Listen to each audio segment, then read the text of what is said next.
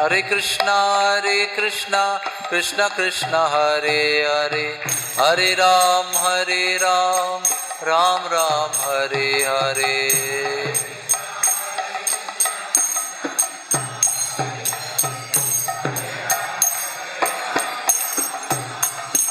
इतने लोग बैठे हुए हैं, कोई बोल नहीं रहा है, क्यों नहीं बोल रहे हैं? राधा रानी के धाम में आए आप लोग। हरे कृष्णा कृष्ण कृष्ण हरे हरे, हरे राम राम राम हरे हरे।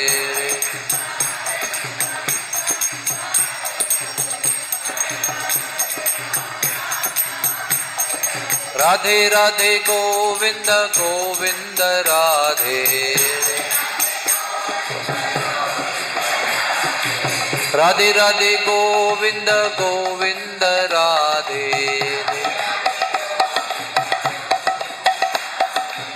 राधे राधे गोविंद गोविंद राधे,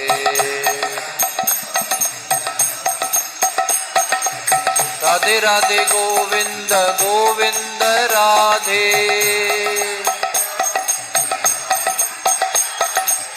राधे राधे गोविंद गोविंद राधे,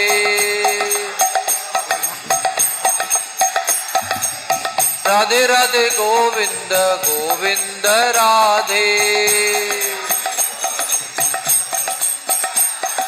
राधे राधे गोविंद गोविंद राधे, राधे राधे गोविंद गोविंद राधे। हरे कृष्णा कृष्ण कृष्ण हरे हरे, हरे राम राम राम हरे हरे।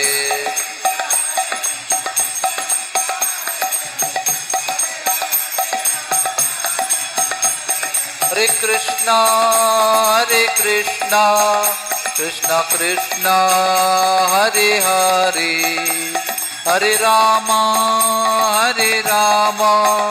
राम राम हरे हरे।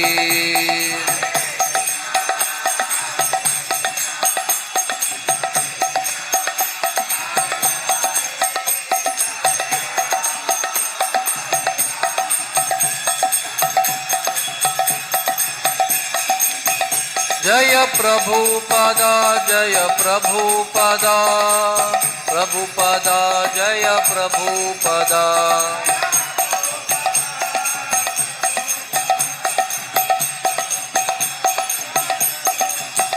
नित्य गौर हरि बोल हरि बोल, हरि बोल हरि बोल।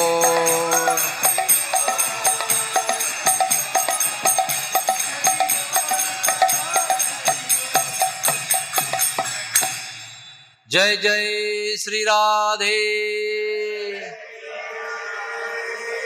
साथ में बोलना है, जय जय श्री राधे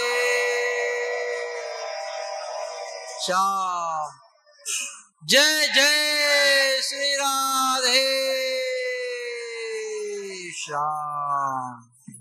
श्री बरसाना धाम की, श्रीमती राधा रानी की, श्रीमती राधा रानी की।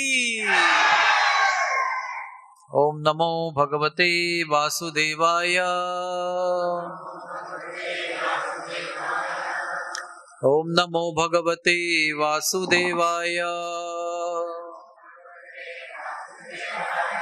ओम नमो भगवते वासुदेवाय।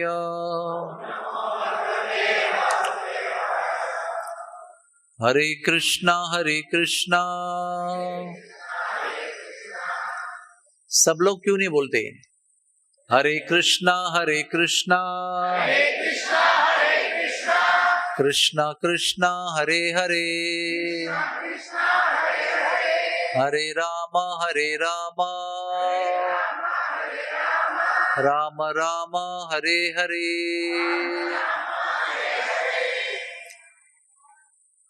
तो राधा रानी के इस धाम में आप सबका स्वागत है।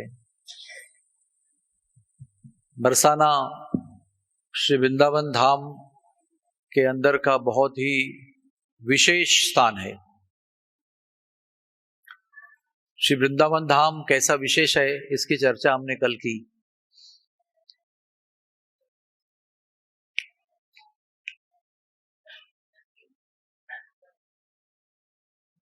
श्री वृंदावन धाम विशेष क्यों है? क्योंकि यहाँ पर भगवान के रूप में नहीं आते। यहाँ पर भगवान साधारण व्यक्ति बनकर आते हैं। He comes as ordinary person.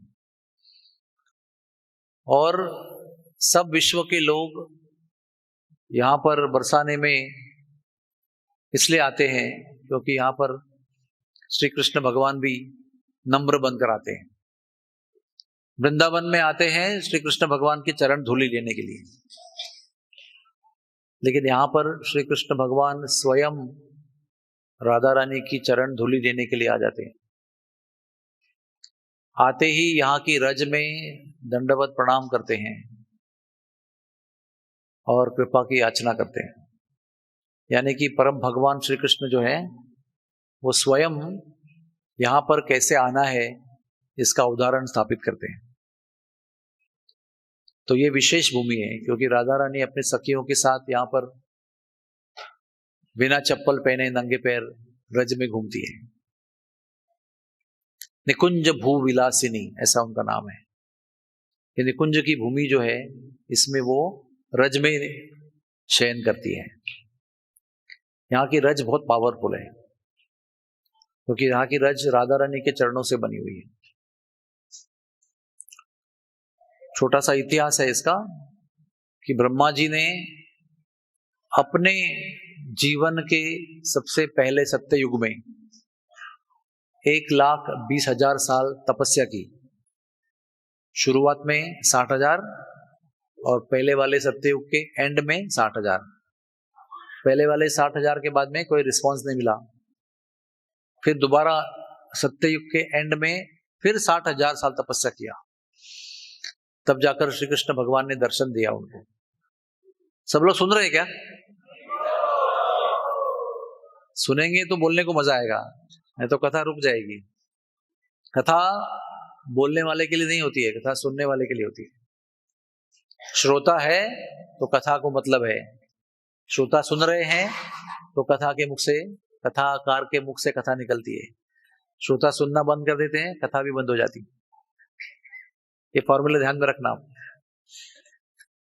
तो 1,20,000 साल तपस्या करने के पश्चात जब कृष्ण भगवान ने दर्शन दिया तो भगवान ने पूछा क्या चाहते हो? तो ब्रह्मा ने कहा, ध्यान से सुनना, ब्रह्मा जी भगवान प्रसन्न होने के बाद में क्या मांग रहे हैं। हम लोग के सामने भगवान खड़े हो जाएंगे तो हम लोग बोलेंगे धन दे दो, बीवी दे दो, बच्चे दे दो, घर दे दो, ये दो, वो दो, कपड़े दो, यश दो, कीर्ति दो। लेकिन ब्रह्मा जी ने क्या मांगा? ब्रह्मा जी ने कहा कि मुझे आपके और गोपियों के चरणों की धूल चाहिए। तो एक बहुत ही विशेष बात यहां पर आपको ध्यान में आनी चाहिए जो बताने जा रहा हूं। ब्रह्मा जी इस ब्रह्मांड के सबसे टॉप व्यक्ति हैं, सबसे पहले व्यक्ति है। इसको नीचे कर दो, माइक्रोफोन को। ब्रह्मा जी इस ब्रह्मांड के सबसे प्रथम नागरिक है, the first citizen of the whole universe. इसका अर्थ ये होता है कि सारे ब्रह्मांड में सबसे ज्यादा सम्मान, सबसे ज्यादा अधिकार ब्रह्मा जी को है। ब्रह्मा जी के ऊपर कोई नहीं है। जैसे कंपनी में होता है ना सीईओ, ऐसे ब्रह्मा इस यूनिवर्स के सीईओ है। तो पहले से टॉप पोजीशन में है। तो तब कौन करता है? तब वो व्यक्ति करता है जिसको अपनी जगह से ऊपर जाना है। कोई भी व्यक्ति अपनी जगह से नीचे आने के लिए तप नहीं करता है। तो देखा आपने, तप करने का मतलब ये होता है कि आपको जहां पर हो उससे आपको ऊपर जाना है। तो भी सबसे ऊपर बैठा हुआ व्यक्ति जो है वो तप कर रहा है और भगवान प्रसन्न होते हैं। तो क्या मांगते हैं वो? मुझे आपके चरणों की, गोपियों के चरणों की धूल चाहिए। तो भगवान क्या कहते हैं? वृषभानुपुरम गत्वा। वृषभानुपुर का मतलब क्या है? वृषभानु राधा रानी के पिताजी का नाम है। और वृषभानुपुर मतलब जहां पर वो रहते हैं, मतलब क्या? श्री बरसाना धाम। बोलो, श्री बरसाना धाम। ये वृषभानु महाराज का पुर है। इसका नाम बरसाना इसलिए है क्योंकि यहाँ पर हमेशा प्रेम का रस बरसते रहता है। यहाँ पर कृपा होती नहीं है, यहाँ पर कृपा बरसती रहती है। और वो बरसाने वाली जो है वो राधा रानी है, तो कृपा बरसाती है हमेशा। तो ब्रह्मा जी को भगवान ने कहा वृषभानुपुरम गत्वा, उधर जाओ। तो कहते वहां जाकर क्या करूं? तो भगवान ने ब्रह्मा जी को कहा कि वहां जाकर पहाड़ बन जाओ। पहाड़ का मतलब क्या होता है? पत्थर। पत्थर सजीव नहीं होता है ना, पत्थर चलता भी नहीं है। पत्थर को कहते हैं अचल, यानी पत्थर अपनी जगह पे रहता है। यानी सबसे टॉप मोस्ट पोजीशन से ब्रह्मा जी को बोला पत्थर बन जाओ। आप में से अगर कहेंगे कि बरसाने में आए हो तो यहाँ पत्थर बन जाओ, कितने लोग तैयार हो जाएंगे? ज्यादा हाथ ऊपर नहीं आए, तो सबको डर लगता है ना कि पत्थर के ऊपर बंदर, सुअर, कुत्ता टट्टी पेशाब भी करता है, कुछ भी गंदा काम हो जाता है। पत्थर पर कोई रिएक्शन नहीं होता है, पत्थर कोई रिएक्शन देता नहीं है।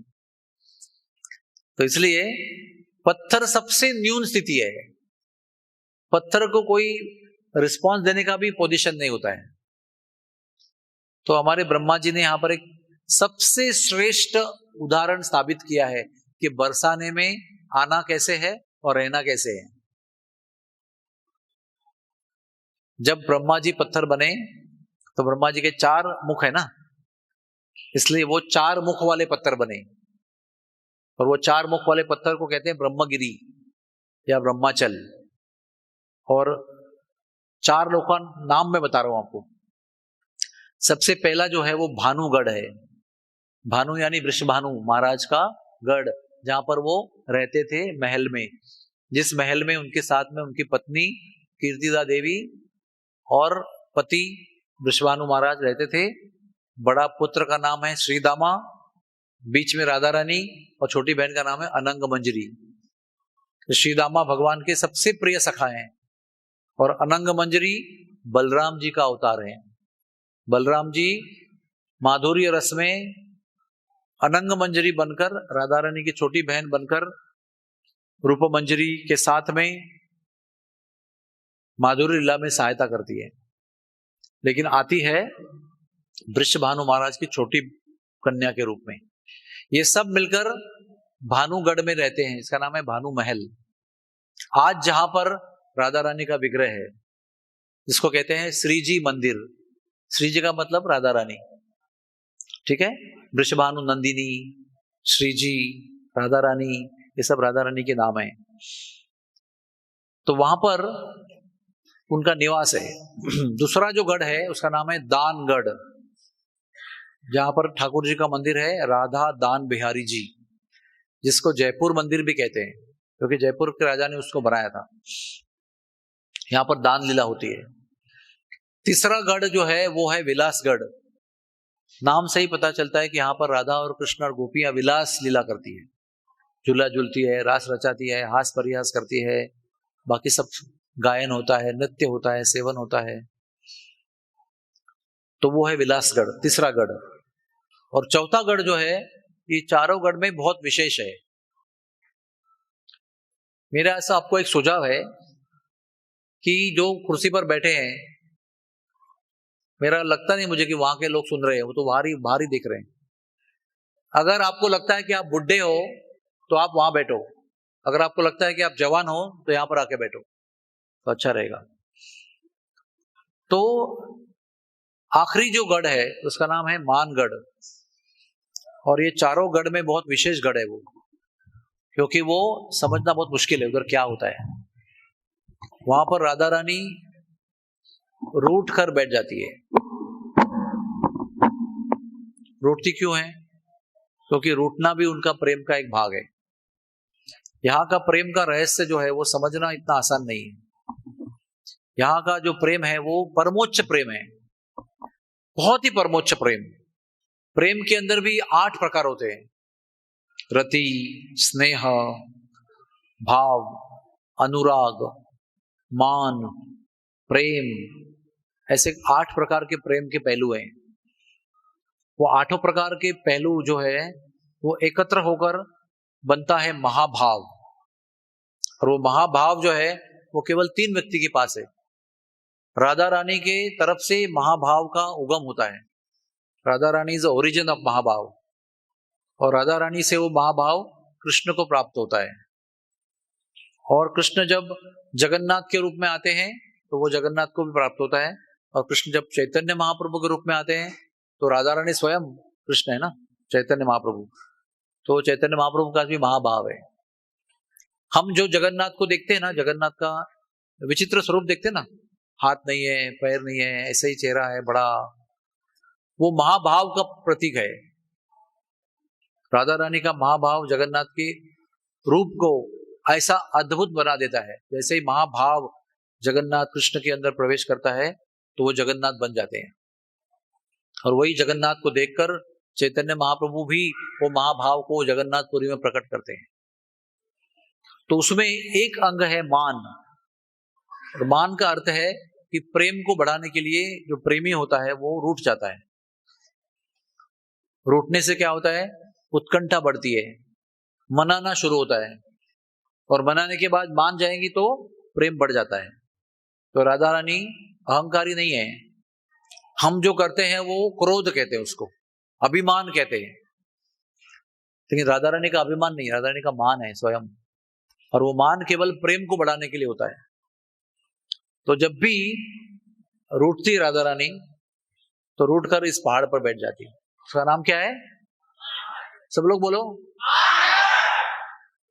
मैं केवल इतना ही देखना चाहता हूं कि आप लोग मेरे साथ में हो कि और कहीं हो। तो मानगढ़ में राधा रानी रूठ के बैठ जाती है। तो यहाँ का मंदिर का नाम है राधा मान बिहारी लाल, राधा मान बिहारी लाल। और उनका यहाँ पर जो है वो एक ही काम करते हैं कृष्ण, हर तरह से श्री राधा रानी का मान शांत करने का प्रयास करते हैं। यानी राधा रानी का वो मनाने का कोशिश करते रहते हैं। उसमें कभी कभी रज में लोटपोट हो जाते हैं, कभी कभी राधा रानी के चरणों में आंसू बहाते हैं, राधा रानी के चरण अपने अश्रु से धोते हैं। फिर भी राधा रानी मानती नहीं, तो वो अश्रु से भीगी हुई जो मट्टी है, रज है, उसमें भी लोटपोट हो जाते हैं, अपना मस्तक रखते हैं और मनाते हैं।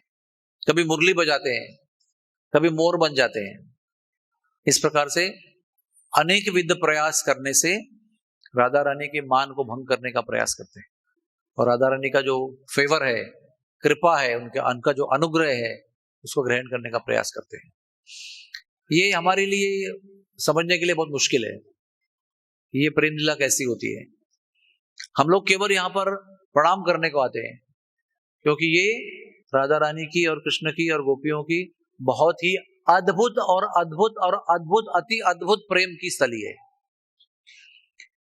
प्रेम तो वृंदावन में सब जगह होता है। राधा रानी और कृष्ण भगवान प्रेम प्रकट करते हैं, गोवर्धन में करते हैं, वृंदावन में करते हैं, भांडीर वन में करते हैं, सब वन में करते हैं।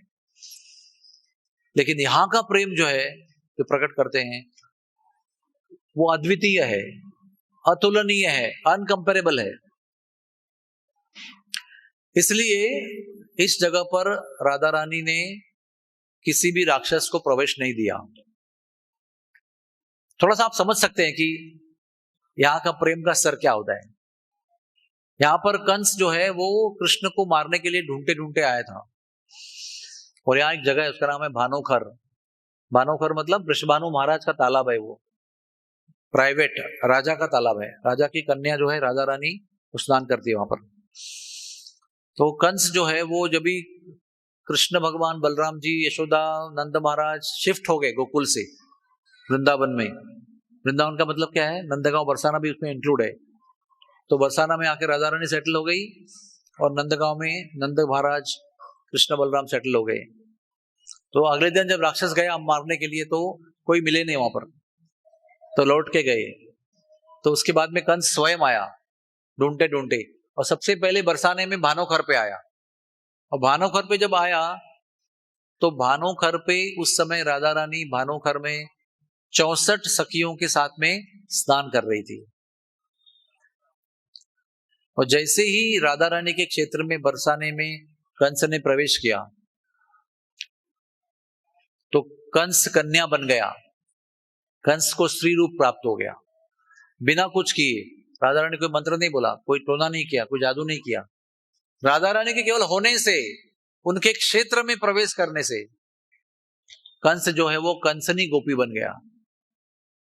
सब गोपियां उनको चिढ़ाने लगी, क्या बोलकर? मोटल्ली गोपी है, मोटल्ली गोपी। सब लोग तालियां बजाकर हंस रहे हैं। सबको पता चला, कंस को भी जब पुरुष बन के आया था देखा तो अरे ये तो मैं औरत बन गया, तो बहुत शर्मा गया, वो बहुत संकुचित हो गया। 6 महीने तक कंस को गोपियों ने कंडे लिपवाए, गोबर साफ करवाया, गोमूत्र निकाला, दूध निकालने को बोला, दही बनाने को बोला, मक्खन बनाने को बोला, सारे काम करवाए जो गोपियां करवाती है। 6 महीने तक रोते रोते रोते कंस ने कंडे लिपवाए। उसके बाद राधा रानी ने दर्शन दिया तो राधा रानी के चरणों में कंस जो है दंडवत प्रणाम किया, रो रो कर प्रणाम किया, बोले स्वामिनी मुक्त करा दो। तो राधा रानी ने उंगली उठाकर कहा अभी क्षमा कर देती हूं, दोबारा आओगे तो परमानेंट कन्या बन के रहोगे। मजे की बात यह है कि जिस काले घोड़े पर बैठकर कंस आया था वो काला घोड़ा भी घोड़ी हो गया, और घोड़ा और मालिक दोनों रोते रहे। एक बना कंसनी गोपी, एक बना घोड़ी। और 6 महीने के बाद में इनकी मुलाकात उधर हुई है, जावट में। उधर राधा रानी का कुंड है, सरोवर, वहां पर राधा रानी ने कहा किशोरी कुंड है उनका, वहां स्नान करो तो पुरुष शरीर प्राप्त करोगे। तो घोड़ा को लेकर ही छलांग लगाया उसके अंदर, घोड़ी को लेकर। तो घोड़ी घोड़ा बन गया और कंसनी गोपी कंस बन गया दोबारा। तुरंत छलांग लगाया घोड़े पर और जो भागा, मथुरा तक पीछे मुड़कर देखा नहीं। क्यों? अगर पीछे मुड़ के देखा और राधा रानी का मन बदल गया तो फिर औरत बना दिया तो, इसलिए वादा करके गया मैं नहीं आऊंगा, मेरा कोई राक्षस भी यहां पर नहीं आएगा। इसलिए पूरे कृष्ण के लीला में, बरसाना की लीला में, वृंदावन की लीला में आप कभी भी नहीं पढ़ेंगे कि बरसाने में कोई राक्षस आया। केशी आया वृंदावन में आया, अरिष्टासुर आया गोवर्धन में आया, पुतना आई गोकुल में, शक्टासुर तुनावर्ता गोकुल में, अगासुर आया वृंदावन में, है ना। लेकिन बरसाना नंदगांव में कोई नहीं आया। बरसाना नंदगांव जावट, जावट यानी राधा रानी का अभिमन्यु के साथ विवाह हुआ था तो ससुराल है उनका वो, और कोकिलावन, ये 4 जगह जो है उसके आसपास का इलाका है, यहां पर किसी भी राक्षस ने कभी प्रवेश नहीं किया। इसका कारण यह है कि यहां पर बहुत अद्भुत प्रेम की लीला होती है। उस प्रेम की लीला के बीच में राक्षस आकर डिस्टर्ब नहीं कर सकता है, नॉट पॉसिबल। तो राक्षसों का डिस्टर्बेंस नहीं होना चाहिए, इसलिए यहां पर, तो वहां पर लोग बात क्यों कर रहे हैं?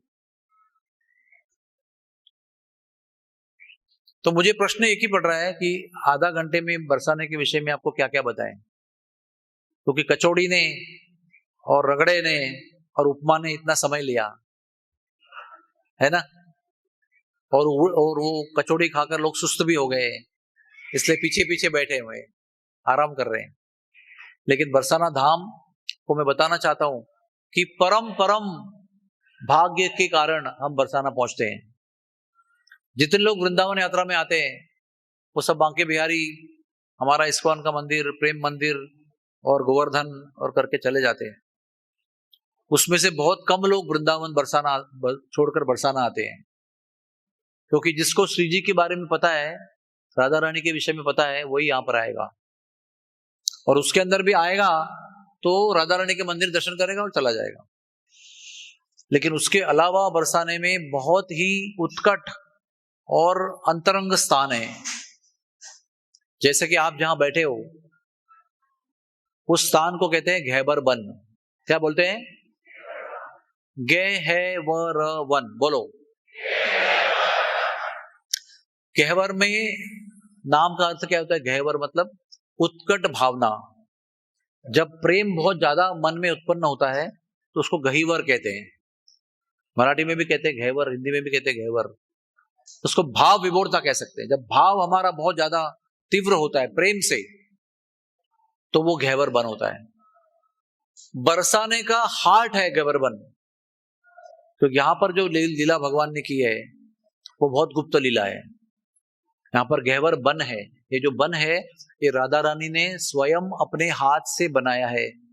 सारे पेड़ पौधे वेलियां अपने हाथ से लगाई है, हाथ से उसको जल दिया है, उसका सिंचन किया है, नरिशमेंट दिया है।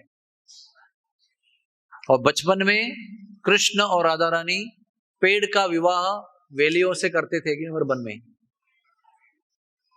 और यहाँ पर राधा रानी और कृष्ण केवल अकेले मिलते हैं, बाकी गोपियों को भी प्रवेश नहीं मिलता है। इसलिए उसको कहते हैं निभृत निकुंज। एक होता है कुंज जो खुला होता है, एक होता है निकुंज जो बंद होता है, और एक होता है निभृत निकुंज जो बंद होता है लेकिन उसमें सभी गोपियों को भी प्रवेश नहीं होता है। राधा और कृष्ण को श्रृंगार करके अकेले अंदर भेज देते हैं, और ऐसे गोल गोल गोल ऐसे रास्ते होते हैं, और अंदर कुंज में एकांत में राधा और कृष्ण निवास करते हैं और लीला करते हैं। स्वामी हरिदास नाम के एक संत हुए हैं जो ललिता जी के अवतार थे। उन्होंने यहाँ के लीलाओं पर गायन किया है और भजन लिखे हैं, कविता लिखी है। तो एक बार जब यहाँ के कुंज में एक श्रृंगार लीला हुई, उसका मतलब है राधा और कृष्ण ने एक दूसरे का श्रृंगार किया, उसको कहते हैं परस्पर श्रृंगार लीला। तो दोनों का श्रृंगार होने के बाद में कृष्ण भगवान को राधा रानी ने कहा मेरे सौंदर्य का वर्णन करो। तो कृष्ण ने आकाश में देखा और कहा कि आपका चेहरा चांद के जैसा है। तो खुशी होने के वजह बदले में राधा रानी को बहुत बुरा लगा। उन्होंने कहा कि चांद में तो बहुत दाग है, हमारे सौंदर्य में कोई दाग नहीं है। चांद जो है वो छोटा मोटा होते रहता है, हमारा सौंदर्य कभी कम नहीं होता है, बढ़ते रहता है। चांद को ग्रहण लगता है, हमारे सौंदर्य को कोई ग्रहण लगता नहीं। चांद पर प्रकाशित है, हम स्वयं प्रकाशित हैं, सेल्फ एफल्जेंट। चांद जो है वो सूरज से रोशनी लेता है और आपको देता है, पर प्रकाशित है, वो दूसरे के द्वारा प्रकाश लेता है। तो इसलिए उसके सौंदर्य से मेरी तुलना नहीं कर सकते आप। तो रूठ गई और चली गई। तो बहुत लंबी कहानी है वो, बहुत संत लोगों ने, सूरदास ने लिखा है उसको, स्वामी हरिदास ने लिखा है, बहुत संत लोगों ने उसका वर्णन किया है।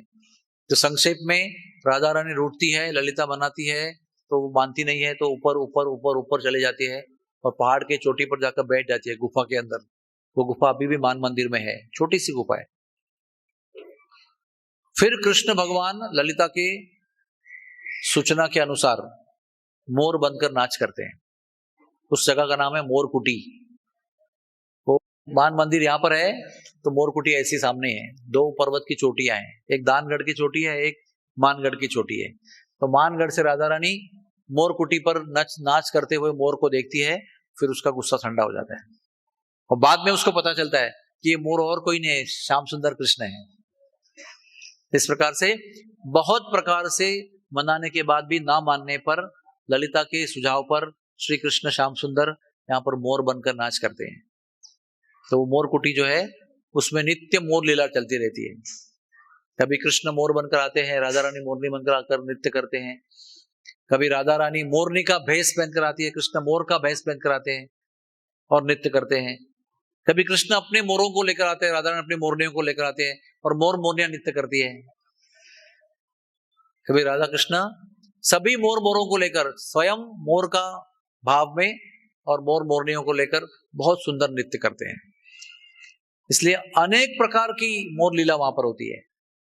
सखियां आकर बैठती है तो राधा रानी कहती है देखो कितना सुंदर मोर आया है, तो उसको नचाओ नचाओ। तो सभी सखियां मोर को नचाती है, फिर मोर नाचते हैं, फिर राधा रानी को प्रेरणा होती है, वो भी मोर के साथ नाचने लगती है। अब बहुत देर नाच करने के बाद पता चलता है वो मोर और कोई नहीं, राधा रानी समझती है वो कृष्ण है। इस प्रकार से राधा रानी को रिझाने के लिए कृष्ण भगवान बहुत सुंदर मोर लीला करते हैं। वो मोरकुटी में एक बाबा था 400 वर्ष पहले, अंधा था वो, तप करता था। उसका एक शेर, नहीं सॉरी, एक सिंह उसका शिष्य था, जंगली सिंह, लेकिन उनकी शरण में आया था। उसके गले में एक थैली डालते थे वो, और वो जो सिंह था वो नीचे मानपुर में आकर भिक्षा करता था 4 घर से। लोग भी बिना डरे उसके झोली में रोटियां डालते थे। फिर वो सिंह जो है वो पर्वत चढ़ के मोरकुटी में अपने गुरु को वो रोटी देता था, और गुरुजी वो रोटी का भोग लगाकर खुद खाते थे और बचा हुआ प्रसाद इस सिंह को देते थे। ऐसा अद्भुत लीला है वहां पर। तो वो अंधे भक्त के स्वप्न में राधा रानी ने एक बार आकर मोर लीला किया, यानी नृत्य करके दिखाया, वो लीला पूर्ण दर्शन किया उसको। और पूरी लीला दिखाने के बाद में राधा रानी ने उस अंधे भक्त को, महाराज को आशीर्वाद दिया कि आप इसका चित्रपट निकालो। तो वो कहता है मैं तो अंधा हूं, how will I paint. Radha Rani कहती है मेरी कृपा से आप अंधे होने पर भी पेंटिंग कर पाओगी। तो वो अंधे बाबा ने वो चित्रपट निकाला, जैसे एक तरफ से ऐसे राधा रानी है और ऐसे कृष्ण भगवान है, ऐसे वो बादाम बना के रखा है अपने हाथों से, ऐसे दोनों तरफ से, और सब जगह मोर की पिसारा जो है ना, मोर के पंख जो है फैले हुए हैं। ऐसा सुंदर दर्शन का चित्रपट उस मंदिर में विग्रह के रूप में उसका पूजन होता है। बाकी मंदिर में कैसे होता है ना, राधा कृष्ण का विग्रह होता है ना, ऐसे मोर कुटी में जो मंदिर है उसके अंदर फोटोग्राफ है, उसके फोटोग्राफ की पूजा होती है। यानी कि राधा रानी की कृपा से क्या नहीं हो सकता है, अंधा भी चित्रपट बना सकता है। मूकम करोति वाचालम पंगुम लंघयते गिरिम, और अंधा व्यक्ति भी चित्रपट निकाल सकता है। इस प्रकार से जहां पर हम बैठे हैं उसको कहते हैं गहवर वन। इस गहवर वन के अंदर बहुत गुप्त रासस्थलियां हैं। गुप्त रासस्थली का मतलब क्या होता है, एक रासस्थली ऐसी होती है, रासमंडल, जिसमें सारी करोड़ों गोपियां नृत्य करती है। फिर रासमंडल के अनेक लेवल्स होते हैं, कुछ कुछ में केवल 64 गोपी ही जा सकती है, गिनी चुनी। कुछ रास मंडल में केवल 8 ही सखियां जा सकती है कृष्ण भगवान के साथ, राधा रानी के साथ। और कुछ रास मंडल में केवल राधा और कृष्ण ही जा सकते हैं और कोई जाते नहीं है, उसको गुप्त रासस्थली कहते हैं। ऐसे गुप्त रासस्थली इस गहवर वन में बहुत सारे हैं, पर्वत के नीचे छुपे हुए हैं, यहाँ पर एकांत में भगवान राधा रानी का साथ संग करते हैं और रास भी रचाते हैं। उसके आगे जाएंगे तो दानगढ़ आता है। वो दानगढ़ में राधा रानी के साथ पास कृष्ण भगवान प्रेम का भिक्षा मांगते हैं, प्रेम की दान मांगते हैं, रति का दान मांगते हैं, इसलिए उसको दानगढ़ कहा गया है। वहां पर कृष्ण दान मांगने के लिए आते हैं और राधा रानी दान देती है।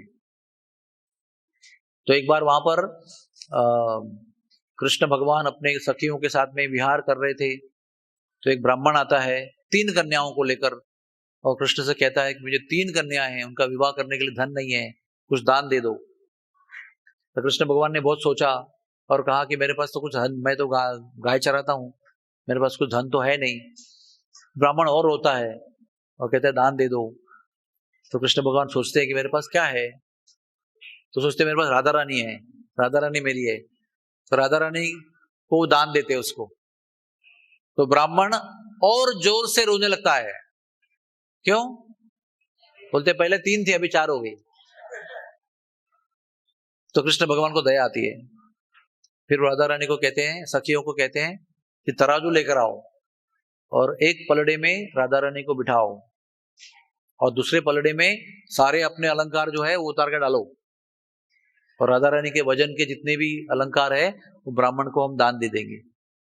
तो राधा रानी को बिठाया, गोपियों ने सारे अलंकार उतारे, केवल गले के नहीं उतारे, हाथ के, बाजुओं के, कमर के सब उतार दिए, पैर के भी उतार दिए। फिर भी राधा रानी का पलड़ा नीचे था और जो गहनों का पलड़ा ऊपर था। फिर उस पर एक तुलसी रखी गई, तुलसी रखने से राधा रानी का पलड़ा जो है वो इक्वल हो गया, और वो सारा अलंकार जो है वो ब्राह्मण को दान दिया गया। ये भी दानगढ़ में हुआ था। दानगढ़ भगवान राधा रानी और भगवान का बहुत प्रिय रास रचाने का स्थल है, और वहां पर और एक भगवान को प्रिय काम होता है और झूला झूलना। दानगढ़ ये भगवान का बहुत पसंदीदा झूलन स्थली है।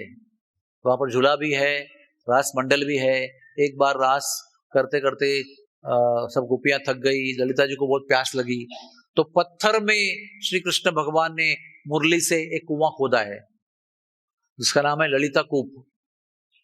आमतौर पे कुआं किधर होता है? आमतौर पे कुआं कहाँ होता है? जमीन के अंदर होता है। पहाड़ में कभी कुआं होता है क्या? आपको ब्रज में कई पहाड़ में कई कुएं मिलेंगे, वो सब कृष्ण ने बनाए हुए हैं।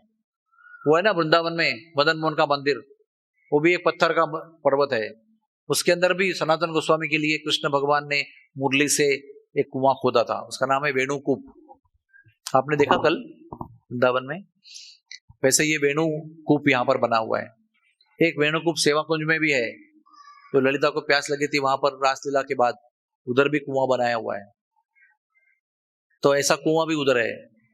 उसके आगे जाएंगे तो वहां पर कुशल बिहारी का मंदिर है, जो जयपुर मंदिर कहते हैं। वो जयपुर का मंदिर जो है वो जयपुर के राजा सवाई माधो सिंह ने बनाया था।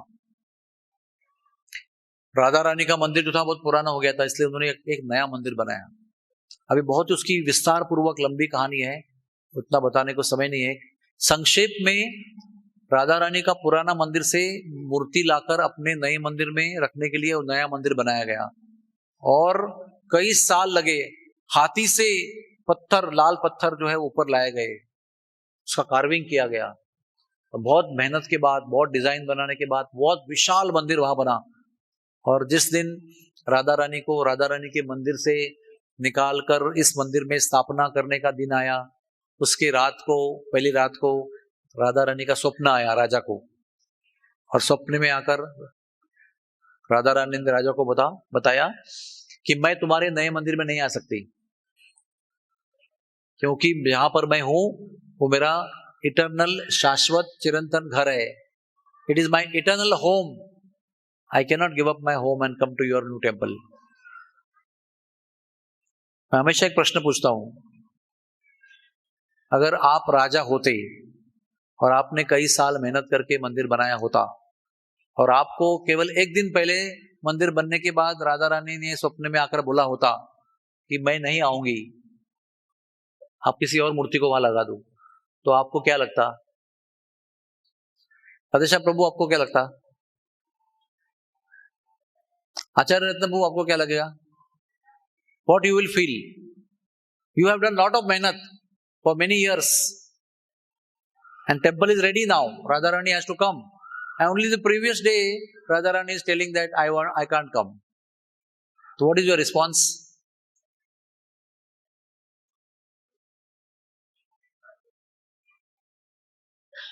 अगर मैं होता तो मेरा रिस्पॉन्स क्या होता? पहले क्यों नहीं बताया? इतना सब करने के बाद में क्यों बताया? जब मैं प्लानिंग कर रहा था हाथियों को लेकर पत्थर लाने का, तभी बोलता ना कि तुम मत बनाओ, मैं आने वाली नहीं हूं यहाँ पर, तो मैं वही बनाता उसको। राजा ने ऐसे नहीं बोला, राजा ने ऐसे बिल्कुल नहीं बोला। राजा ने कहा अगर राधा रानी की खुशी उस मंदिर में रहने की है तो मेरी भी खुशी उसी में है। तद सुखित्व सुखम। भक्ति का मतलब क्या होता है? जो हमारे इष्ट देवता हैं राधा कृष्ण, उनकी खुशी में हमारी खुशी है। हम अपनी खुशी देखते नहीं है कि मुझे किसमें खुशी है, वो होना चाहिए। हम देखते हैं कि उनको खुशी होना चाहिए। मुझे लगा कि मैं अच्छा मंदिर बनाऊंगा, उनको खुशी दूंगा, लेकिन अगर उसमें रहने में खुशी नहीं मिलने वाली है, उनको खुशी मिलेगी अपने ही घर पे रहने से, तो मुझे वो मंजूर है। इसलिए इतना बड़ा मंदिर बनाने के बाद भी राजा ने राधा रानी की इच्छा के अनुसार नई मूर्ति का वहां स्थापना किया, और मूल राधा रानी का विग्रह जो है श्री जी का अभी उधर ही है। तो जब भी जाएंगे ना मंदिर में, तो मंदिर को अच्छी तरह देखना। अभी मैं यहां बैठ के बता रहा हूं, वहां देखेंगे ना जाके आप, तो पता चलेगा कि मैंने जो कहा उससे कई गुना अधिक सुंदर मंदिर है वो। तो आंखों से देख के पता चलेगा आपको। जब देखेंगे तो पता चलेगा कितना मेहनत किया है। कोई मेंटेनेंस नहीं उसका, आज भी 400 साल के बाद भी इतना भव्य मंदिर है वो, बिना मेंटेनेंस का। तो उस समय कितना सुंदर होगा वो, इतना बड़े परिसर में बनाया था उसको, कितना खर्च, कितना मेहनत, कितना दिमाग, कितना पैसा लगाया उसके ऊपर। उसके बाद भी एक ही क्षण में बिना किसी दुख के राजा ने कहा कि आप वहीं रहे जहां आपकी खुशी है। मेरी खुशी आपके खुशी में है। If you are happy I am happy. मैंने क्या किया उसको मतलब नहीं है। तो बहुत बड़ा त्याग है इसमें, भाव का त्याग है। कहीं भी ऐसा भाव नहीं है कि इतना मेहनत किया, इतना खर्चा किया, इतना समय बचाया, सब बेकार हो गया। अगर सपने में आने की शक्ति थी तो पहले भी सपने आना था। इतना देर के बाद सपना क्यों दिया? हमारी मेहनत तो बचती कम से कम। ऐसा नहीं सोचते। भक्त जो है हमेशा कृष्ण और राधा रानी की खुशी का ही सोचते हैं कि उनको कैसे आनंद मिले, यही सोचते हैं। उनके आनंद मिलने में मुझे अगर कष्ट होता है तो भी चलेगा, डजंट मैटर। तो ये बरसाने में आने का और रहने का ये भाव है। उसके आगे जाएंगे तो भानु महल आएगा हमारे सीक्वेंस में। आज के श्री जी मंदिर कहते हैं उसको, राधा रानी का मंदिर कहते हैं। उस मंदिर में जो विग्रह है उनका नाम है लाडली लाल। लाडली यानी वेरी डियर, वो है राधा रानी, और लाल यानी श्री कृष्ण। तो लाडली लाल के जो विग्रह हैं वो स्वयं वज्रनाभ ने बनाए थे। श्री कृष्ण का पुत्र प्रद्युम्न, प्रद्युम्न का पुत्र अनिरुद्ध और उसका पुत्र वज्रनाभ, इन्होंने कृष्ण के आदेश के अनुसार ब्रज को संवारा था और कई मूर्तियां बनाई। मदन मोहन, गोविंद, गोपीनाथ, गरुड़ गोविंद, बलदेव, वृंदा देवी, लाडली लाल, रेवती बलराम, हरिदेव, केशव देव, ये सभी प्राचीन प्राचीन विग्रह जो है वो वज्रनाभ ने स्वयं बनाए थे और वज्रनाभ के द्वारा ही इन मूर्तियों का निर्माण भी हुआ है। और कृष्ण की इच्छा के अनुसार इन विग्रहों को भानु महल जहां पर वो रहते थे उसी जगह पर स्थापन किया गया। इस मंदिर की विशेषता यह है कि यहाँ पर कृष्ण भगवान सखी बनकर खड़े हैं। इसलिए दर्शन करेंगे तो गौर से देखना। हो सकता है आपका भाग्य होगा तो मंदिर से बाहर आकर आज बंगले में भगवान खड़े होंगे लाडली लाल। तो आपको पता चलेगा कि राधा रानी ने भी चुनरी ओढ़ के रखी है और कृष्ण को भी एक लंबी चुनरी ओढ़ के रखा है, क्योंकि कृष्ण यहाँ पर सखी वेश में रहते हैं। कृष्ण को भी यहाँ पर सखी वेश धारण करके प्रवेश करना पड़ता है। इसका अर्थ क्या है? सखी वेश का मतलब क्या है? दासी। उसमें कोई अहंकार नहीं है, कोई उसमें गर्व नहीं है किस बात का। थोड़ा आवाज थोड़ा कम करेंगे, हूं हो रहा है। तो सखी भाव का मतलब है दास्यत्व। तृणादपि सुनी चैन तरोरिव सहिष्णुता अमानिना मान देना कीर्तनीय सदा हरि। राधा और कृष्ण की सेवा कौन कर सकता है? सब लोग प्रयास करते हैं, लेकिन कर वही सकता है जो नम्रता को प्राप्त कर चुका है, जो सहनशीलता को प्राप्त कर चुका है। और वो अगर डिफिकल्ट है तो सबसे पहली बात यह है आदर पूर्णता, जो दूसरों को आदर दे सकता है और खुद के लिए कोई आदर की अपेक्षा नहीं कर सकता है। हम लोग केवल खुद के लिए आदर की अपेक्षा करते हैं और दूसरों को कभी आदर देने का सोचते नहीं है। We never think of giving respect to others, we only want respect for ourself. इसका बिल्कुल उल्टा जो है भक्ति का जीवन है। और जो व्यक्ति अपने लिए आदर की अपेक्षा कभी नहीं करेगा, वो जब वो खुद को कुछ भी नहीं समझेगा, तो खुद को कुछ समझता है कि मैं कुछ हूं, तो आदर की अपेक्षा करेगा। और आदर की अपेक्षा नहीं करने का मतलब मैं कुछ भी नहीं हूं, आई एम नोबडी। जैसे ब्रह्मा जी यहाँ पर मिस्टर नोबडी बने हुए हैं, यानी पर्वत बने हुए हैं। आई एम नोबडी, मैं ब्रह्मा नहीं हूं, अधिकार नहीं, मुझे कुछ नहीं है। वो सब झूठ मूठ का अधिकार है। वास्तव में जो मैं हूं वो कृष्ण का एक तुच्छ अंश हूं और तुच्छ सेवक हूं। इस भाव को सखी भाव कहते हैं या सेवक भाव कहते हैं। और एक भाव है, उसका नाम है किंकरी भाव। किंकरी का मतलब क्या है? किम करह, क्या करूं। संस्कृत में जब कहते हैं ना किम करह, तो उसका अर्थ होता है क्या करूं।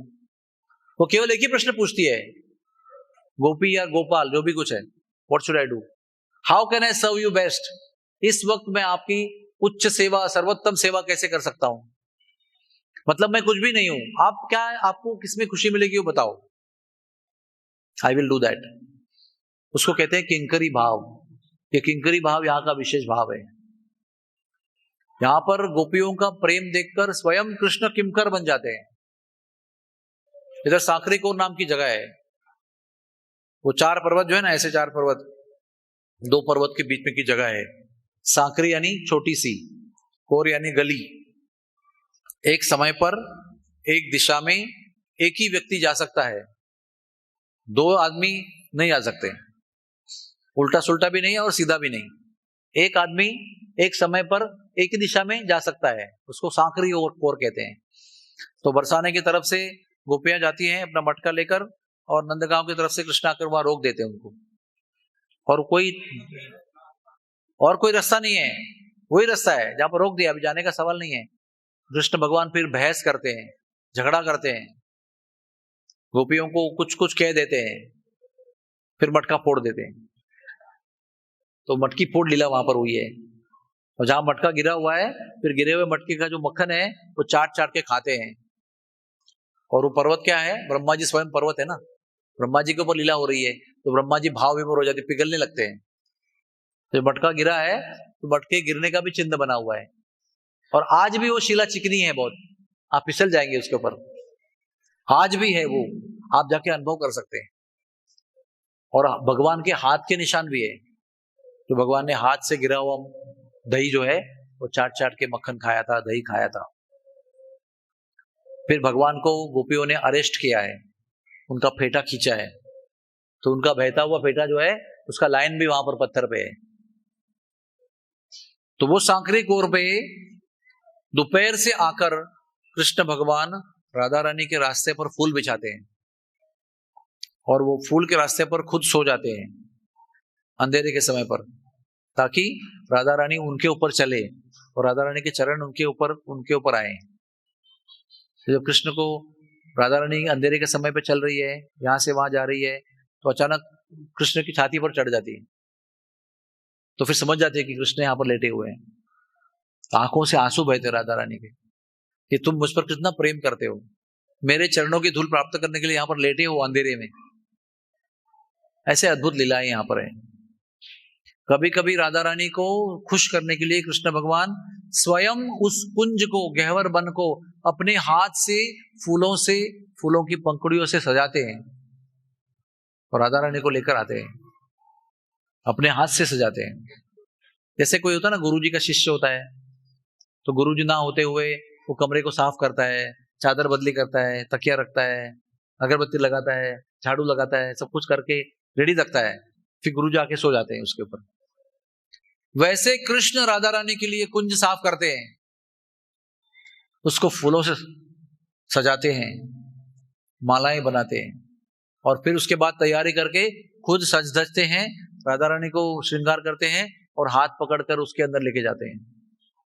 एक हाथ से वो बेलियों को संवारते हैं, एक हाथ से उनको अंदर लेके जाते हैं।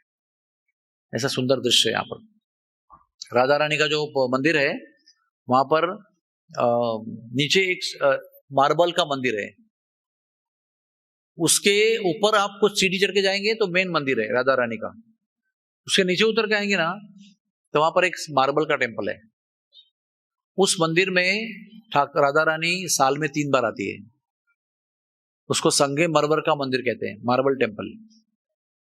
एक है हरियाली तीज, जिसमें झूलन यात्रा शुरू होती है, दूसरा राधाष्टमी, और तीसरा होली।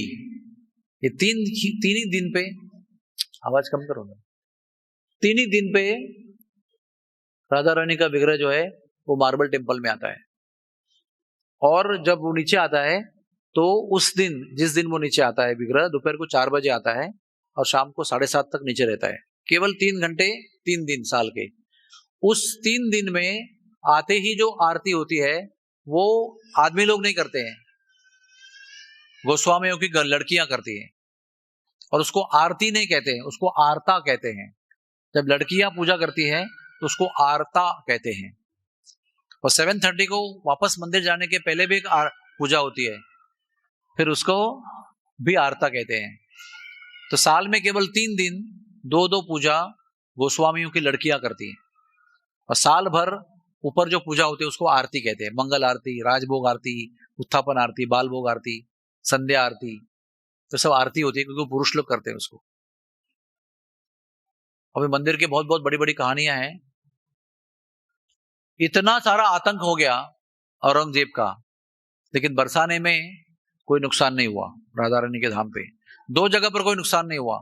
एक बलदेव जी के यहाँ पर नुकसान नहीं हुआ और एक राधा रानी के यहाँ नुकसान नहीं हुआ। बाकी सब मंदिरों का नुकसान हुआ है। जहां जहां बलदेव जी का स्थान है वहां पर कोई नुकसान नहीं हुआ। जहां पर श्रीनाथ जी का स्थान है वहां पर भी नुकसान नहीं हुआ। तो इस प्रकार से एक बार मुगलों के आक्रमण के भय से राधा रानी के विग्रह को राजस्थान ले गए थे, राजा किशोरी दास के पास। उस जगह का नाम है श्योपुर। उस श्योपुर में राधा रानी को ले गए थे और वहां पर मंदिर बनाया राजा ने। और जब भी यहाँ पर मुसलमानों का भय था तब तक वहां सेवा की गई। उसके बाद में उसको वापस लाया गया। बहुत लंबी कहानी है वो। तो कुछ 4 साल राधा रानी श्योपुर में रही है राजस्थान में। आज भी श्योपुर में बहुत सुंदर राधा रानी का मंदिर है। उसके बाद में फिर गोस्वामी उनको राधा रानी के मंदिर लेके गई। राधे किशोरी जय हो। तो ये हुआ 4 पहाड़ों की कहानी संक्षेप में। तो आवाज कम कर रहा भाई, सब कम करो आवाज। फिर नीचे जमीन के लेवल पर मैंने बताया सांकरी कोर है। जहां पर हम लोग बैठे हैं ना, इस थोड़ा आगे जाएंगे तो दोहनी कुंड है, जहां से आगे हम गौशाला में गए थे। वो दोहनी कुंड वो स्थान है जहां पर राधा रानी के पिताजी के पास 12 लाख गायें थी। वो 12 लाख गायों का वो वहां पर दूध निकालते थे। आपका जो पुणे का मंदिर है ना, राधा वृंदावन चंद्र का, वो पूरा मंदिर वो दोहनी कुंड में बैठ सकता है। इतना विशाल जगह है वो। उसमें वो सारी गायों का दूध भर के रखते थे। हमारे पास कैसे होता है 2 लीटर 3 लीटर 4 लीटर, तो हमारे पास उतना ही पात्र होता है। 5 लीटर का पात्र होगा मैक्सिमम दूध गर्म करने के लिए। और 12 लाख गाय होंगी तो उनका दूध कहां रखेंगे आप? एक एक गाय 100 लीटर दूध दे रही है, तो 120 करोड़ लीटर तो उधर ही हो गया। 120 करोड़ अंदाज से बता रहा हूं। तो वो हौद में रखते थे। उसका नाम है दोहनी कुंड। दोहनी का मतलब क्या है? दोहनी, दोहन करने के बाद दूध इकट्ठा करने का कुंड। दोहन करना मतलब मिल्किंग द काउ। और एक नाम है उसका दोहनी कुंड का कारण है कि वहां पर कदम्ब के पेड़ पर दोने उगते थे। पत्ते जो थे ना, पत्ते वो दोना बनकर ही उगते थे। क्योंकि ब्रज में सारे पत्तों ने पेड़ों ने मीटिंग किया। एक बार कदम के पेड़ों ने सोचा कि हर बार कृष्ण को हमारे पेड़ पर चढ़ के पत्ते तोड़ने पड़ते हैं, फिर वो स्टिक लगाकर दोने बनाने पड़ते हैं। इससे अच्छा हम लोग रेडीमेड दोने को पैदा करें। तो सभी पेड़ों ने निर्णय लिया कि आज के बाद हमारे पेड़ पर पत्ते नहीं आएंगे, दोने ही आएंगे रेडीमेड। तो इसलिए उस कुंड का नाम दोहनी कुंड पड़ा, क्योंकि उस कुंड के पास बहुत कदम के पेड़ हुआ करते थे। और मैंने भी 30 साल पहले यहाँ पर रेडीमेड दोने वाले कदम के दर्शन किए हैं। अलग के भी दर्शन किए हैं रखे हुए, और पेड़ पर भी दोने आए हुए देखे मैंने। लेकिन अभी कलयुग के साथ साथ सब समाप्त हो चुका है। इसलिए मैं बार बार आपको ना बता रहा हूं कि जागरूक रहो, सतर्क रहो, अलर्ट रहो, क्योंकि आज आप जो देख रहे हैं शायद कल नहीं देख पाएंगे। कलयुग के प्रभाव से नष्ट हो जाएगा। इसलिए बरसाने में एक तो राधा रानी आपको जो दिखाएगी वही आपको दिखेगा, लेकिन वो दिखाते समय भी आप सोते रहेंगे तो फिर वो भी आपको लाभ नहीं होगा। मोस्ट इंपॉर्टेंट क्या, कल मैं सोच रहा था आपके प्रवचन के बाद कि वृंदावन धाम जो है वो बहुत ही जल्द आपकी चेतना को विस्तारित करने की योजना बनाए रखता है। वृंदावन धाम has a capacity to quickly expand your consciousness so that you can absorb Krishna consciousness in that capacity of extension. हमारी चेतना आज संकुचित है, वैसे ही अणुमात्र है और वो भी संकुचित है। It is already a small thing and already contracted. But Vrindavan Dham यात्रा क्यों करते हैं हम लोग? So that वो कॉन्ट्रैक्टेड संकुचित चेतना जो है वो विस्तारित हो, वो एक्सपांड हो। क्यों एक्सपांड हो? ताकि हम उसको कृष्ण चेतना से, प्रेम से भरे, भक्ति भाव से भरे। इसलिए वृंदावन धाम, बरसाना धाम, गोवर्धन, नंदगांव यात्रा का ये जो समय है ना, एक एक क्षण, एक एक मिनट, एक एक घंटा जो है वो बहुत इंपॉर्टेंट है। क्योंकि एक एक क्षण में अगर आप जागरूक रहेंगे तो आपकी चेतना विस्तारित हो सकती है। Your consciousness can be expanded. जैसे मैंने कल उदाहरण दिया था ना आपको, नदी में कितना करोड़ लीटर का पानी है और आपके पास हाफ लीटर की बाटली है, तो आप कितना पानी भरेंगे? आधा लीटर। आपको ज्यादा पानी चाहिए तो आपको और बड़ी बोतल लेके आनी पड़ेगी। अगर और पानी चाहिए तो 10 लीटर का गैलन लेके आना पड़ेगा। जैसे आपकी कैपेसिटी आप बढ़ाएंगे उतना ज्यादा पानी आप पुणे हैदराबाद लेके जा सकेंगे। और आधा लीटर का आधा लीटर रखा तो आधा लीटर लेके जाएंगे, ज्यादा नहीं लेके जाएंगे, जल्दी खत्म भी हो जाएगा। इसलिए मैं आपको विनती करता हूं, ये धाम साधारण धाम नहीं है। पूरा वृंदावन भगवान की प्रेम स्थली है, प्रेम का यहाँ पर लीला होती है। लेकिन बरसाना नंदगांव उसमें से उत्कट प्रेम की स्थली है, अति अति उत्कट प्रेम की स्थली है। यहाँ का प्रेम जो यहाँ भगवान ने प्रकट किया है वो कहीं भी प्रकट नहीं किया है। कहीं भी भगवान सखी भेष लेकर घूमते नहीं है। यहाँ पर आए दिन श्यामा सखी बनकर आते हैं, प्रवेश करते हैं। हर दूसरे दिन यहाँ पर सखी बनकर आते हैं, क्योंकि विशेष स्थान है। सारी दुनिया वृंदावन में कृष्ण का चरण रज देने आती है। कृष्ण यहाँ पर स्वयं यहाँ का रजकर्ण लेने को आते हैं। इसलिए यहाँ के रजकर्ण का वैल्यू जो है वो हम समझ नहीं सकते हैं। तो कृष्ण भी स्वयं उसके याचक बनकर यहाँ पर आते हैं। तो याचक प्रवृत्ति जो है, भिक्षुक प्रवृत्ति, मांगने की प्रवृत्ति, हम कुछ नहीं है, हमारे पास कुछ नहीं है, हम यहाँ पर लेने आए हैं, कृपया दान दे दो, ये भाव स्वयं कृष्ण अपनाते हैं और हमको बताते हैं कि यहाँ पर कैसे आना है। वैसा स्थान है ये। यहाँ के संत लोग कहते हैं कि यहाँ पे आने के पहले अपने शहर का रजोगुण तमोगुण छोड़ के आया करो। ये सब सोच के मत आया करो कि मैं डॉक्टर हूं, पुरुष हूं, धनी हूं, सुंदर हूं, हाईली एजुकेटेड हूं, बहुत बुद्धिमान हूं और ऑर्गेनाइजर हूं, योजक क्या कहते हैं उसके, व्यवस्थापक हूं। ये सारी टोपियां उतार के यहाँ पे आना चाहिए और सारी बड़ी और छोटी सेवा जो है वो नम्र भाव से ही करना चाहिए। क्योंकि कृष्ण भगवान, अरे कृष्ण भगवान कौन है? वो तो पूरे गोलोकीश्वर है, आध्यात्मिक और भौतिक पूरी सृष्टि का निर्माण करने वाले मालिक है वो। उनके इतना बड़ा तो हम नहीं बन सकते ना। कितना बड़ा बनेंगे, कितना गर्व करेंगे, उनके इतना तो नहीं बन सकते हैं। वो सर्वोत्तम और सर्वलोक महेश्वरम जो व्यक्ति है वो यहाँ पर सखी बनकर प्रवेश करते हैं। अगर उनको अपने पोजीशन का गर्व नहीं है तो हमें क्यों गर्व होना चाहिए? बताओ, क्या हमारी लायकी है, क्या हमारी योग्यता है? What is our eligibility, what is our qualification to be proud? अगर सुप्रीम लॉर्ड यहाँ पर प्राउड नहीं है तो हमें प्राउड होने का क्या अधिकार है? और इस भाव से यहाँ पर आएंगे तो ही यहाँ के लीला का भाव समझ पाएंगे, नहीं तो मत्था टेक के वापस चले जाएंगे। हम लोगों को यहाँ पर मत्था टेक यात्रा नहीं करनी है, हम लोगों को यहाँ पर समझने वाली यात्रा करनी है। हम लोगों को यहाँ का भाव ग्रहण करना है, एब्सॉर्ब करना है, अपने आप को उसमें डुबाना है, अपने आप को उसमें सोख करना है, गीला करके जाना है, लौट के प्रेम रस में डूब कर जाना है हमको। यहाँ पर सबसे ऊंचा प्रेम रस है, उसके सामने मुक्ति भी तुच्छ है, उसके सामने स्वर्गवास भी तुच्छ है, सब कुछ तुच्छ है उसके सामने। सर्वोच्च प्राप्ति जीवन की है प्रेम अपमार्थ महान, और वो प्रेम यहाँ पर बहुत आसानी से प्राप्त होता है। केवल हमको अपने आत्मा को जागरूक रखना है और यहाँ वहां देखना नहीं है क्या ब्रेकफास्ट में क्या कचौड़ी मिल रही है कि पकोड़ा मिल रहा है कि क्या मिल रहा है, मिले ना मिले, मिले जो मिले ले लो और राधा रानी के रस में डूब जाओ। मधु पंडित को गोपीनाथ का प्राप्ति कैसे हुई थी? मधु पंडित को तो अपने शरीर की होश ही नहीं थे, ना भूख की, ना प्यास की, ना नींद की कोई अवस्था ही नहीं थी उनकी। दिन रात कोथाए कृष्णा करके घूमते थे वृंदावन में, एकदम तुरिया अवस्था में। एक दिन जमुना में गिर गए वो, पुकारते पुकारते, तो डूब रहे थे मधु पंडित महाशय। तो गोपीनाथ को ढूंढ रहे थे वो, तो गोपीनाथ स्वयं जमुना की नदी के अंदर प्रकट हो गए और उनको उठाया उन्होंने और बेहोश मधु पंडित को बाहर लेके आए। होश में भगवान ने लाया उनको, बोला मधु क्या चाहते हो? तो मधु होश में आके तो धन्यवाद देने लगा, भगवान आपने इतनी दया किया मेरे ऊपर। बोला मधु बताओ क्या चाहते हो? तो मधु पंडित ने कहा कि आप यहाँ पर विग्रह रूप में विराजमान हो जाओ और मैं आपकी सेवा कर सकूं। ये बंसीवट के तट पर मधु पंडित को गोपीनाथ का विग्रह प्राप्त हुआ था। 40 साल मधु पंडित ने वहां सेवा की और वहीं पर शरीर छोड़ दिया। तो क्यों उदाहरण दिया मैंने आपको? मधु पंडित जैसे अपने होशो हवास खोकर ब्रज में घुमा करते थे, लोकनाथ गोस्वामी, भूगर्भ गोस्वामी, 6 गोस्वामी कैसे ब्रज में रहते थे?